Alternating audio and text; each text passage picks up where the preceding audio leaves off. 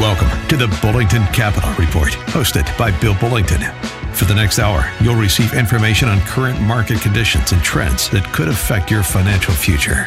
If you have a question, you can participate in today's program by calling 216-901-0945. That's 216-901-0WHK. You can also reach Bill by going to his website, bullingtoncapital.com. And now, here's Bill Bullington. Well, good to be back. Hey, listen, if you have got a phone call, if you have a question, you can call us, 216-901-0945. Man, my brain is just fried. I went this week to 3 days to help a bunch of 4-year-olds make it through Vacation Bible School. And that was a blast. And it was also exhausting. So I was there until noon every day, and then I came and then I had to work. So I ended up putting 12-hour days in. But that's okay, because I have to tell you, I am so glad that I went and participated in that, because these 4-year-olds are smarter than I was when I was 30. It is unbelievable how smart these kids are. I mean, I'm flabbergasted. I mean, I don't know what happened. They're like old souls, all of them. One girl was only 3 and could read and count, do addition and subtraction in her head. It was unbelievable. So it really gave me a sense of, well, first of all, I felt kind of stupid. But when I got over that, really gave me a lot of confidence in the future. These kids, it's unreal how smart they are. And I know they probably all have a lot of technology and access to it. And, it's really funny is how much smarter the girls were than the boys. I don't know if it was just that group, but a lot of the boys were really smart too. And anyway, so that was a lot of fun. That was at the Christ Community Chapel. You should check their website out. It's a pretty good place. Anyway, so that was a lot of fun. And we're going to be talking a little bit today about whatever you'd like to talk about. I had one of my clients email me and ask me about a company, Consolidated Communications Holdings. And this is a company that's providing internet services. They're buying up fiber and trying to compete like a Baby Bell, sort of.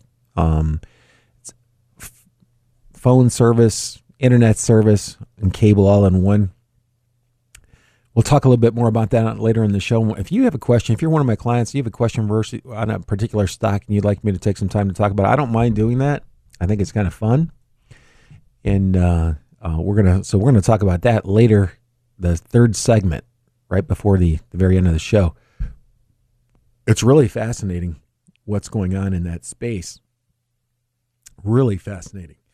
But you got to be careful, because there are lots of risks in these things. Some of them are more obvious than others. But anyway, we'll come back and talk about that. And if you ever have a question you'd like me to address on my radio program, just go to my website, bullingtoncapital.com, or email me, bill@bullingtoncapital.com. And I'll be glad to try to talk about it. Not a problem whatsoever. So since I said that, I think I'll talk a little bit about the tax avoidance workshop that we're having on Saturday. That's July 14th. It's 8:30 a.m., Tri-Cities Corporate College. You can go sign up online, and there are directions there, and there's no cost to attend. We're going to be looking at something I've been talking about for quite a while. If you have an annuity and you've had it for a while, which means you're probably out of your penalty period, you might want to take a look at one that has no penalty period, also has over 300 institutional funds to choose from. It's called an investment-only annuity. It's for tax deferral. It's a great way to help manage your taxes, particularly if you are above, if you've already retired and you're getting hit on Social Security tax. There's some things that you can do to reduce. In some cases, you can even eliminate that. So you might want to come there to watch this, because I think it's fascinating. It's a phenomenal product as far as I'm concerned. It's got over 300 funds managed by all the top money management firms in the world, for that matter. You don't get 1099s on these. You don't have to take money out the way that you do when you're 70 and a half. So there are a lot of, it gives you a lot of options to try to control the amount of taxes you're going to pay, particularly on your investments. And so that we're going to spend some time talking about that, some of the techniques, the reducing taxes on IRA distributions. This is one of the areas where that can really help. Another thing that really helps is we've got a really large asset management firm out there that will manage their assets to try to reduce taxes. And I'm not a big fan of a fund that does that, an individual fund. I've just never seen any that have been successful doing that. It hasn't come at a big cost in total return. If you're going to do the things that we're going to be talking about, you have to be managing hundreds of billions of dollars to be able to pull a lot of these techniques off. So we'll talk about what that is, how that might work. And so if you're really, bothered about taxes, you're up there, you're starting to get close to the point where you have to take money out from your required minimum distributions, or you want to just get prepared for that ahead of time, you might want to take a look at these things. There are some really good tools that are available, and that's what basically the seminar is going to be focused on, is trying to reduce taxes through your investing.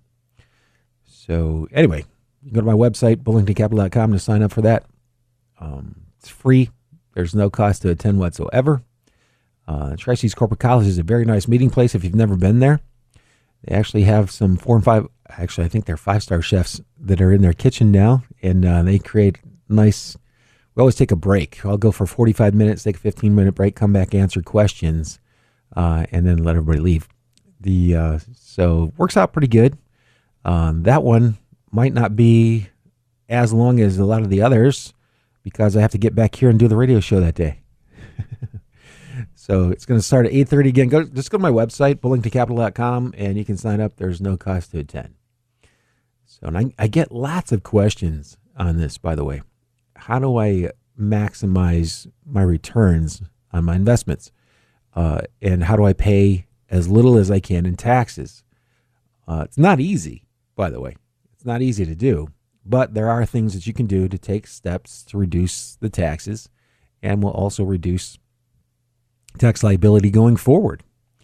So, and I think if you can do that, it makes a lot of sense to try to do that. Now, I will tell you that I'm going to part ways with an awful lot of people, because a lot of people have gotten advice to do some things that it'll reduce their taxes significantly, mainly because it's reducing their returns.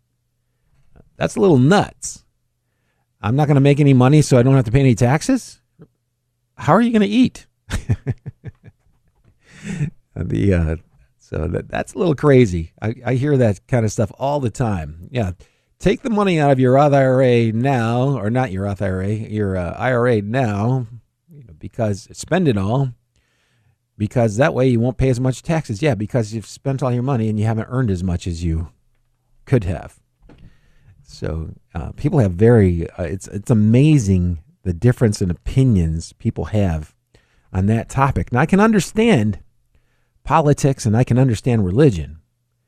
I can't understand money, because money is money.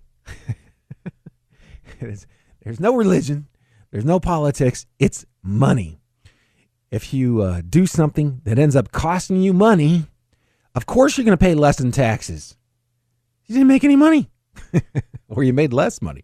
So that's something it befuddles me. Actually, it does. I understand what it is. Some people have such an aversion to paying any taxes whatsoever that they will do something that doesn't generate as much revenue or income so that they can avoid the taxes on that. I mean, that is, that's a little nuts. You just don't understand the math. You still have more money left over after you've done something like that. Every dollar that you've earned, there's no 100% tax bracket. I think that, the highest brackets, you can include state and local in there. It's around 40, a little over 40. depending on the state that you're in, especially if you add sales tax. But that means you still have 60 cents on every dollar that you earn extra. Think about that for a second. So sometimes it's worth paying a little bit more in taxes, but you don't want to pay it. You just don't want to pass by something that might help you without taking a really good hard look at it. So anyway, I'll get off that soapbox now. And again, if you want to learn more about it, you can go to bullingtoncapital.com, sign up for that seminar. Again, it's free, no cost to attend, and I'm looking forward to it. It's been a long time since I've been able to really look and take a good hard look at a lot of the things that are happening because, first of all, I've just been really busy, but more importantly, tax rules have changed significantly over various retirement plans, and they're constantly changing. In fact, they are constantly changing. So some of the changes have been pretty good, especially for small businesses, or if you have a small business or a side job, a side business where you have Schedule C income, you've got income that you have to claim that's not from your daytime job. You can set up a retirement plan and shelter a lot of that from federal income tax, which is your biggest tax. You can do those types of things. So that's, everybody can have one of those. And whether it's a SEP or if you want to spend a lot of money, if you don't have any employees, it works out really, really well.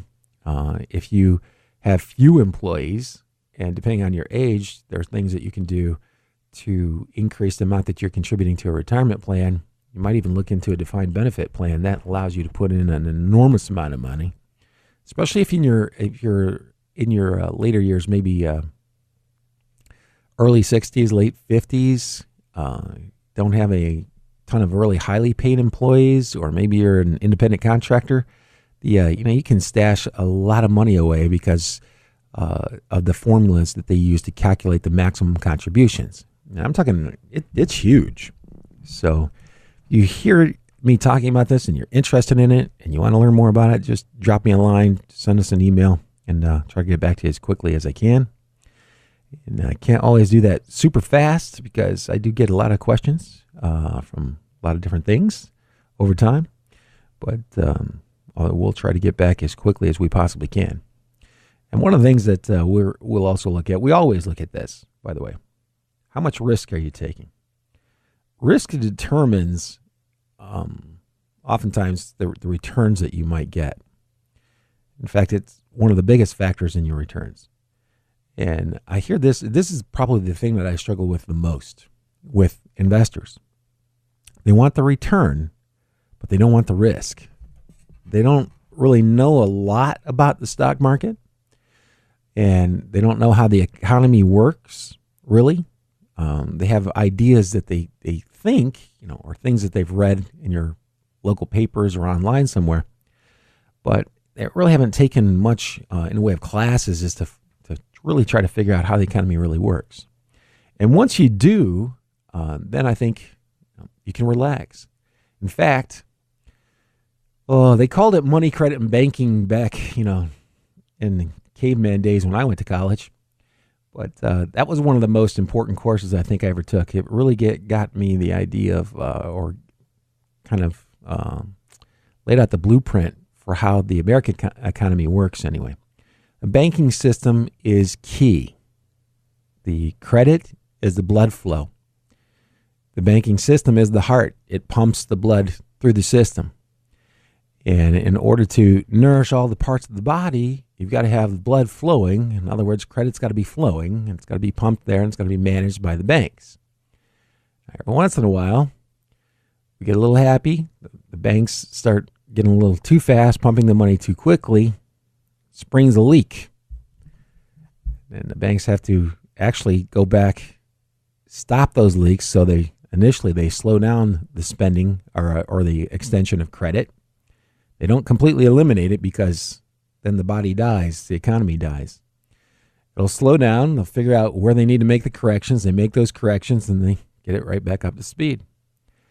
And depending on who's in office, which political parties are ruling, the moves that they make It's actually that more the moves that they make rather than the political party. It doesn't have that much to do with the political party. Eventually, they all get around to doing it.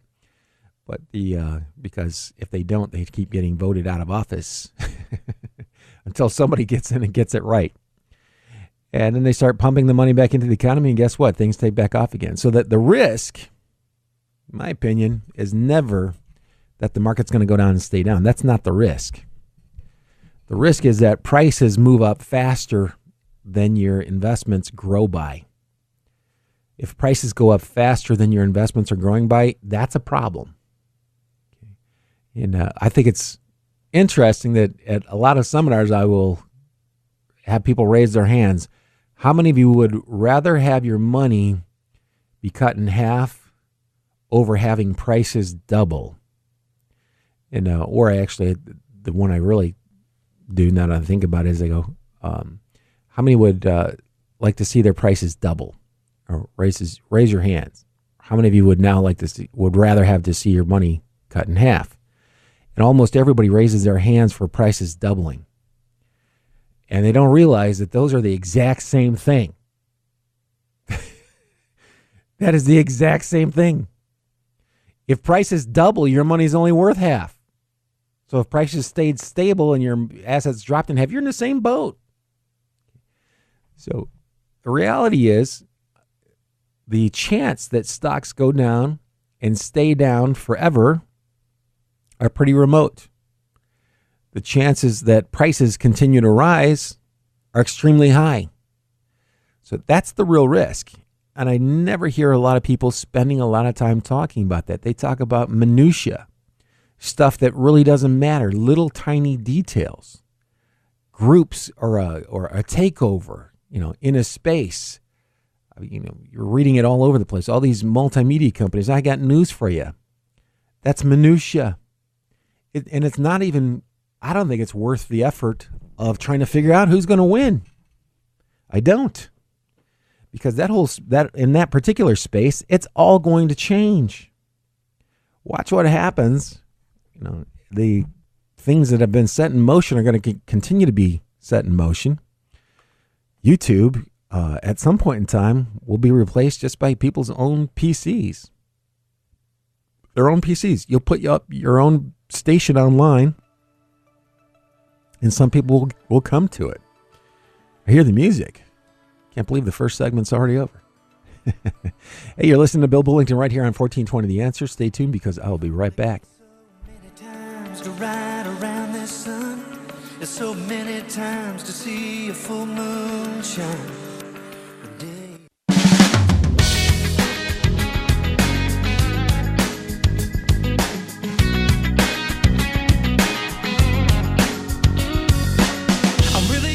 Yeah, and we're back.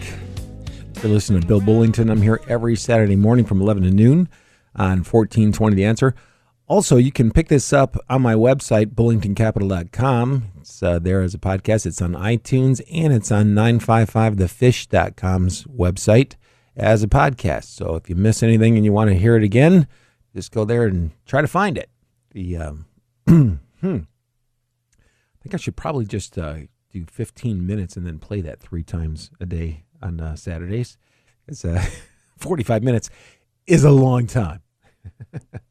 And with commercials, it's an hour. So anyway, I promised to talk about a stock. Somebody asked me if I would talk about this company, stock symbol CNSL, and hang on a second. It stands for Consolidated Communications Holdings.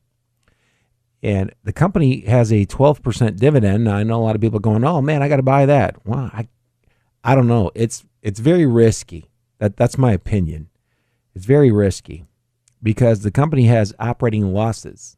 It can't cover the basic costs of doing their business, at least not yet. And a large part of that is because of the businesses that they're in, they've got a lot of interest expense. Non-operating interest expense, which is kind of wild. I'm sorry, net operating interest expense. So operating interest expenses, that's the kind of a new one for me. I actually had to go back and review and look that up. But the bottom line is the company's not making a lot of money. they are paying out a big dividend. And at some point in time, if you don't turn that around and make it profitable, then you're going to have to cut the dividend completely. And that's one of the things, when you see a really high dividend like that, it's generally not that good of a sign. A super high dividend means they're probably paying it out to keep the stock more attractive, or maybe the insiders hold a huge portion of the shares outstanding, and I forgot to look that up before I even mentioned that. But it's really difficult when a company has a tremendous amount of debt and doesn't have a lot of cash. Their cash and equivalents right on hand, around $11 million. That's their cash. Cash is $11 million. Liabilities, I'm going to look at the quarterly liabilities. Quarterly total liabilities are $3.1 billion. That's a lot. The shareholders' equity, that's supposed to be, that's assuming that they could sell some of those assets for what they're carrying them on the books at. I'm not so sure, but it's $500 million, $538 million. So you've got $3 billion in debt, $500 million in equity. It's safe to say that if they got into big trouble, it would wipe that out. That's pretty safe to say. The net tangible, if you take out the goodwill, so if you look at the net tangible asset value, it's a minus $11 per share. So I wouldn't be adding a lot to that stock if you own it. That's a high risk stock. The price is $12. Well, close at $12.79, up 1.11% on Friday. And I'm just, I look at the business that they're in. They're providing fiber, super fast fiber to the house, television, telephone, internet access. They're competing with, the likes of AT&T, all the cable companies that are all trying to merge. These guys are running around. They are panic stricken. Those companies they're panic stricken because the changes that are coming about and this 5G technology that I keep talking about. I know it's making people upset that I keep talking about it because they, I'm not sure why actually, but it's going to change how this all works. And fiber, is not going to be as attractive in the future. Everything's going to be it'll almost all be wireless because these relays or the transmission terminals or equipment, whatever you want to call it, with 5G, they are incredibly small. In fact, they can use the existing phone in your hand. They will be using your phone to bounce signals off of, to receive signals and process them back. You won't even know it. You are a walking antenna. And so it's it just changes everything. The speed with that stuff. You're going to be able to talk to your kids, they'll be in China. And you'll be able to talk to them in real time. It's not going to, spool or time out. It's going to be real time. So Netflix, Amazon, all these guys, they're trying to create content so people will use their services, subscribe to their services, and that's the competition. ABC, NBC, Disney, all these companies, they're trying to create the best content to see if they can get the most eyeballs because they can measure the eyeballs now with that technology, by the way, whether it's fiber or 5G, it doesn't really matter. But that's what they're fighting over now. Who's got the best content? You know what I'm saying? Who cares? That content's all going to change. 5-10 years from now, it'll all be changing. Wait till YouTube has the ability, or people have the ability to log into YouTube, broadcast live, which they do today. You can broadcast live right on YouTube. You create your own channel. You don't need to have all that infrastructure. And I just think it's amazing. I don't know where it's going. I don't think anybody does. It's being honest about it. I think you can probably have an opinion, but I think that all these multimedia companies, Disney, Comcast, the ones that are providing the internet services and providing content, the ones that are providing cable and the content, I think they're all buggy whip manufacturers, and Henry Ford's getting ready to roll out the Model A. That's what I think. They're going to be gone. Or actually, there will be a few. No, I take it back. There will be a few. There are still a few buggy whip manufacturers. They're still out there. I'm not sure how much product they're selling, but, that's just a transition. And it's going to be really interesting to see how it goes. But I can tell you that one of the areas that will really benefit from that, rather than trying to pick the winner, in a dying field or a field that's becoming so competitive that some kid with an iPhone and an iPad can put up and broadcast and make his own media. So they're bringing everybody on board to compete against. And by the way, that kid's probably not a big threat unless it's one of the 4-year-olds that I taught this week. Those kids are threats to that technology. But you're going to have really good people out there that maybe didn't, they were shunned by Hollywood. They were shunned by the big networks, and they'll create their own. These guys, they're going to be looking over their shoulder for the rest of their existences as businesses. So is content key? Yeah. And it's about to get really easy. I mean, it's pretty easy today. Very easy. I go to YouTube sometimes. I watch that more than I watch television, incidentally. And I'm just cruising around. So it's really opened this up to just about anybody, anywhere, at any time.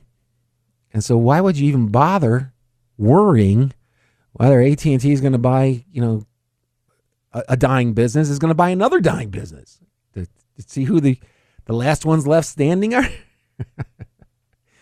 I don't know. That opens up opportunities, by the way, because all the equipment that is providing those services, it's constantly being changed. It's constantly being upgraded. It's been extremely beneficial for a lot of industries. And we'll talk more about that at that seminar too. I've done some extra work that I'm going to bring with me to show you all this stuff that we're talking about here on the radio. I think it's great. It's a phenomenal opportunity. There are phenomenal opportunities out there. It's going to be a major driver of the economy because it's not just internet. It's not just television. It's not just cell phones. It's self-driving cars. They're also using the same technology. It's the fact that more than half of the wealth in this country is held by people who are over the age of 65, and many of them can't get out of the house until they learn how to use Uber. And guess what? They're not going to get on their cell phone and call Uber. They're going to talk just like, to Alexa or Google's home helper. Well, I don't know what Google calls there. They're going to say, hey, Google, I need a car. I need to go to the grocery store. Or actually, I'm too tired to go to the grocery store. Have the grocery store bring this over to me. And it'll handle all that. And somebody will drive up. It might even be a machine that drives up and drops it off. That's not a matter of if that's going to happen. That's when that's going to happen. That's not even that far of a stretch. I mean, if you were to go back into the 1970s, back when I first saw Timex, and we still had a black and white television, by the way. Nobody knows what a black and white television is now, unless you're over the age of 50. And we had this black and white television, and it was showing a computer made by Timex. I wonder how many computers Timex made. Anyway, it was a home computer. You had to plug it into your television. The keyboard was actually this plastic covered front of this little box that was also made out of plastic that was pressure sensitive that you had to push. I'm not even sure what people did with those. You can find them by the way, you can find some of those old commercials on YouTube, which I think is pretty hilarious. So that really, you're talking about, I was probably, 11 or 12 years old during that time period. So I look at it and go, well, that, to get to where we are today, we've progressed a lot in the last, 40 years. It's progressing faster every day. It's like the snowball. Snowball at the top of the hill is not that big, not moving that fast. By the time it gets halfway down, pretty big, moving a whole lot faster. The farther it goes, the bigger and faster it changes. So we are. I'll tell you, if you look at the news, I'm not sure why they're not talking about this. Actually, I am sure why they're not talking about it because it's good news. Good news doesn't sell as many ads. It really doesn't. It doesn't catch people's attention the way that bad news will. You don't stare out your car looking at how well everybody's driving up and down the highway. You only slow down when somebody wrecks. I probably shouldn't talk like that. But it's kind of true. Bad news is more, what is it? I guess they call it sticky. People will read the bad news first.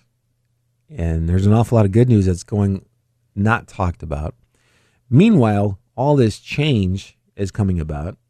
I remember when people first started getting car phones. That's what we called them back then, not cell phones. We called them car phones because that's what they were. They actually had to plug in. On my first car phone was hardwired to the electrical system in the car. It was actually bolted into the floorboard.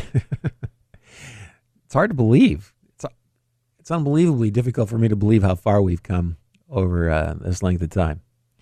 It just blows my mind. And it's getting faster. The change is getting faster. They're getting better. Oh, one of the things I was alluding to with the Uber, nobody's talked about this yet. They'll probably start talking about this, but I got news for you guys. I record this show. I have to keep them forever. So I'm going to go back and say, hey, I was talking about it first. I'm just kidding. But I haven't heard anybody talking about the fact that, more than half the wealth is held by people who are over the age of 65. And there's an awful lot of them that don't get out of the house much because as you get older, your body starts breaking down and, it's harder to get out and do a lot of stuff, right? There are a lot of people that stay home instead of going to the movies that they would like to go see or go down to the grocery store or just go to the park and walk because they don't want to drive. The driverless or driver-assisted cars is going to unlock an enormous amount of purchasing power. An enormous amount of purchasing power. And that is a good thing. That money is sitting there mostly idle. That's going to go at some point in time it'll be inherited. And then it might get spent, but I guess it would depend on how old those kids are at that point in time.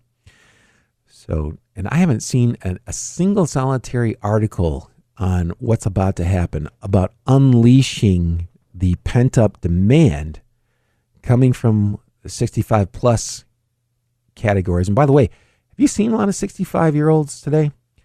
They don't look anything like they did 20 or 30 years ago.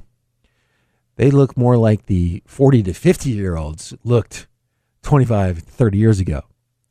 So they're younger, they're healthier. They're going to be able to do a lot more stuff. And especially if they can continue to stay mobile. I think that's a big deal. So that'll drive the economy. That'll drive growth. And technology always drives the economy, by the way. There's a lot of growth in technology. Other thing I was reading about, there's a company down near Dallas that's actually growing vegetables, and they're using LED lights. How about that? I didn't know you could do that. An LED light, you know how little electricity that consumes? They were able to increase the crop yields by 10 to 15 fold. 10 to 15 fold on a per acre basis. And you know why? Because they build theirs up, not out. So you can grow 10 to 15 times more depending on the crop that you're trying to grow in these silos that are lit with LED lights, which consume very little electricity. And because they can control the environment so well, I mean, they're going to have pharmaceutical grade spinach. You got what kind of problem? Oh, you need this one. I can't believe that segment's over. Hey, we're flying through these segments today. This is Bill Bullington right here on 1420 The Answer. I'll be back right after these commercial messages. Like a million raindrops falling from a blue sky, kissing your cascade by. Oh, as they all fall.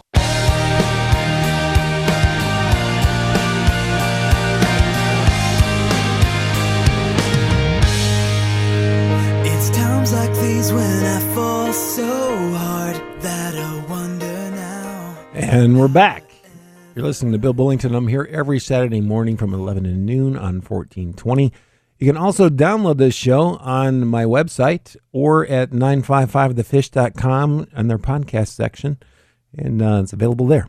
So if you hear something that you like and you wanted to hear it again, feel free to go and download it there. If you have questions, you can always reach out to us through our website, bullingtoncapital.com. You can sign up for our seminars there, or you can just email me, bill@bullington.com. Whatever you'd like to do. And, I'm not sure if I would get in trouble for this. I don't think I can. I have a lot of licenses from the SEC, or I used to hold a lot of licenses. And anyway, full disclosure, I own some shares in Salem Media. That's the company that owns this radio station. And it's publicly traded. And its symbol is SALM. And I think it's probably makes a lot of sense. Does have a lot of debt. But they've been systematically paying off some of that debt, which is pretty good. Dividend yield is 5.84%. That's really good. And I really like the radio stations. They own the Fish, 955thefish.com. They own 1220 here in Cleveland, and across the country. The format is very similar. And I have to tell you, I just this has nothing to do with their financial statements. From their financial statements. Because of the large amount of debt that they have, I'm sure some people are worried about that. Yeah, but I think if they knew a little bit about the business and what kind of customers advertise there and what kind of listeners they have, they might think a whole lot differently of this. So if these guys can stay on track, which they have been paying down the debt and they've maintained their dividend the entire time, this is pretty good. In fact, in 2004 rather, the stock was over $25. And right now it's $4.45. 2010, I'm sorry, I don't know what this date is. Let me go back. Looks like 2014 it was at 10. So anyway, I like that one. Own a little bit of it. Even if it went to zero, it would not affect my lifestyle one bit. Okay? And that's something I think everybody should learn how to do. In your investments, I can't tell you how many times I've seen people that wanted to be rich so badly that they put all their money into one or two stocks. That is a horrible idea. And I sure wish Jim Cramer would stop telling people they're diversified with 5 stocks. Yes, you are. No, you are not diversified. That is not diversification. You got to hold more than that. And by the way, at the next workshop, which again, I just forgot what date it was. Yeah, it's Saturday, July 14th, 8:30 in the morning. We're on 8:30 up through about 10. It says 10:30. I'm not staying until 10:30 because I got to get back here to do the radio show. The 8:30 about 10. We'll talk about those things. We're also going to be talking about tax avoidance, how you can legally, it's legal, completely legal to try to avoid taxes through various investment techniques. That's what we're going to be focusing on. It's not legal to evade taxes, so we're not going to recommend anybody do that. If you've got taxes to pay, you got to pay them.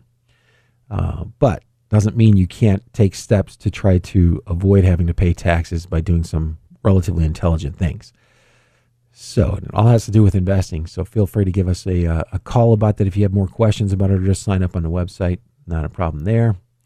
And I do this to myself all the time. I'm sitting by myself, nobody's calling in, and I talk in circles, and I can't remember an important point that I wanted to make. So I guess you'll have to wait until another time or next week. And again, feel free to call if you or email me with questions. That always helps. When I can get something that everybody wants to talk about, it's a pretty good idea. And I think it's kind of funny, by the way, that there are an awful lot of people out there that the opinions on money and managing money are almost as varied as our opinions on sports teams. Yeah, it's really fascinating to hear all of the various opinions out there.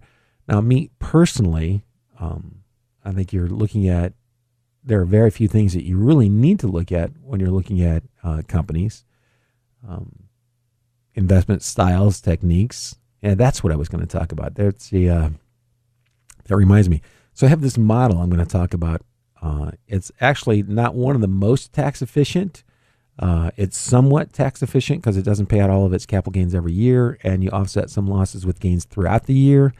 And it's a strategy where I take 30 companies and I look at the amount of operating income that they're generating, or it's actually EBIT. It's a measure that's very similar to operating income.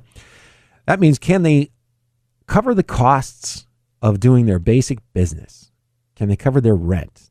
Can they cover the cost of the goods that they're selling? Do they still have money left over after they've paid for those basic costs of running the business? If they don't have any money left over, that's not a conservative investment. That's an aggressive, risky investment. Sometimes the risk pays off, sometimes it doesn't. So if you're looking to reduce the risk of a company going bankrupt when you own it, you want to make sure that their earnings before interest and taxes are positive, that they're not a negative. Okay, just common sense.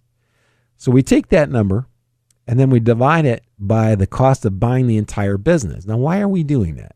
And people ask me that all the time. But I'm not going to buy the whole business. Well, you should act as though you were if you were going to be an investor. If you're going to buy one share of it, and unless you just love to speculate on things that you know absolutely nothing about, which a lot of people do, they like to do that, or they hear a story or they hear a rumor, and then they invest money. That's not good. That is not good. So if you look at the cost of buying the entire business, if you know what that is, it's called enterprise value, by the way. What is the entire enterprise going to cost? That includes the debt. Okay, because if you buy the business, you're going to inherit the debt. You have to pay that off. So if I were going to buy the whole business, what would I pay for it? Enterprise value. I divide the earnings before interest and taxes, or operating income, or a measure of cash flow, by the cost of buying the whole business. Now I'm going to get a yield. And I can compare that yield from one company to another. And if you do that, and you took the top 30 stocks out of the top 1,500 stocks by size in the United States, and that was your strategy, that's a complete strategy. That's complete. Tells you exactly what you're going to buy. I'm going to buy I'm going to buy all the top 30. By the way, you don't have to have a lot of money to do this anymore either. There's a firm out there called Folio Institutional that allow you to do that with as little as $1,000. That blows my mind. Not that you'd want to do it with $1,000, but you could, because they'll buy fractional shares. They'll buy pieces of shares. So you buy 30 stocks, and we're going to hang on to them for 6 months. We're going to rerun that screen, and then we're going to do it again. And a lot of the stocks will get to stay. Some of the stocks we will actually add money to. Some stocks will get sold. And but we're going to stick with that methodology, and it's going to tell us, 30 stocks, so basically 3.3%. Times 30, give us 99%. We'll keep 1% in cash. No big deal. So it tells us exactly how much we're going to put in there. It's going to tell us when we're going to buy it. We're going to buy it when it's one of the top 30. That's when. Are you going to look at the price movement? Nope, not on this one. This model doesn't look at that at all. It looks at how much cash is that company generating for every dollar that you're paying for it. That's what it's looking at. We want the top 30. And if you're hearing this, I'm going to talk about this at the seminar too. It's somewhat tax efficient, so I think it fits in with the other topics that we're talking about. But I think what it really does is does a really good job of showing you how applying common sense can, in the long run, really help out your portfolio and help increase your returns. That's a really big deal. It's a big deal that you understand what's going on, or that you understand what your advisor's telling you. A lot of people don't. I strive to try to explain this stuff, because the more you know about it, the more comfortable you become when you're investing in it. Stocks are really volatile. Stocks are incredibly volatile. Even the best of stocks are very volatile. And it amazes me, and I've been in this business for an extremely long time period, it amazes me how people will go there throughout their entire lives looking for that one stock that's always going to be steady and give them a really good return and a nice dividend. That just doesn't exist. I hate to break the news to you, but the quicker you understand that, the quicker you can start dealing with it, and the more successful you'll be as an investor, because investing is 95% psychological. It's 95% between your ears. The other 5% is doing some analysis. The analysis does not have to be complicated. It doesn't have to be complicated, but you have to understand what it is that you're doing. What are its tendencies? Now, if you're looking at a mutual fund, and the mutual fund has done very well, that's what people look at. They look at that as if that tells you how it's going to do in the future. And it doesn't. It tells you nothing. And it may have been a fund that was just incredibly lucky. How do you tell the difference between luck and skill? That's next week's show. So thanks for listening, everybody. This is Bill Bullington. I'm here every week from on Saturday morning from 11 to noon. Have a good week, good investing, and good luck.